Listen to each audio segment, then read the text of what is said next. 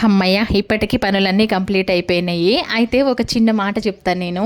నాకు నిన్న night నానితో carroms ఆడుకుంటూ ఒక వీడియో పోస్ట్ చేసిన. దానికి ఒక సిస్టర్ కామెంట్ చేసింది. "అక్క మీలాగా ఎంత ఉన్న వాళ్ళైనా కూడా హ్యాపీగా ఉండలేరు. ఉన్నంతలో మీరు భలే హ్యాపీగా ఉంటారక్క" అని. నాకు చాలా హ్యాపీగా అనిపించింది ఆ కామెంట్‌కి. ఎందుకంటే అలాంటి కామెంటు నాకు ఇన్‌స్టాలో కూడా వచ్చినాయి కాబట్టి. అయితే ఒక్కటి చెప్తానండి.